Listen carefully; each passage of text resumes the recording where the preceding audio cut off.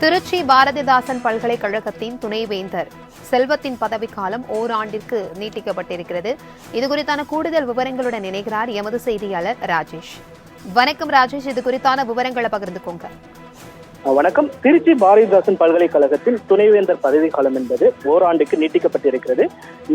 நேற்று பல்கலைக்கழக வளாகத்தில் நடைபெற்ற காணொலி காட்சி மூலமாக பல்கலைக்கழக மானிய குழு கூட்டம் நடைபெற்றது. இந்த கூட்டத்தில் இந்த முடிவு எட்டப்பட்டதை அடுத்து அந்த தீர்மானங்கள் அனைத்தும் தமிழக ஆளுநர் ஆர்.என். ரவிக்கு அனுப்பப்பட்டது.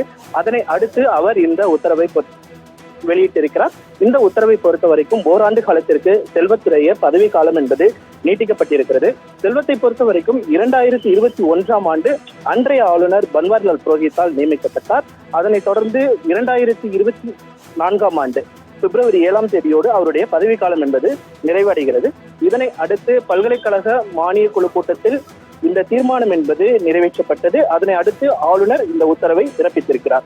அவரது பதவிக்காலம் என்பது ஓராண்டு காலத்திற்கு நீட்டிக்கப்பட்டிருக்கிறது. அவர் தொடர்ந்து இந்த பணியில் இருப்பார் என்று எதிர்பார்க்கப்படுகிறது.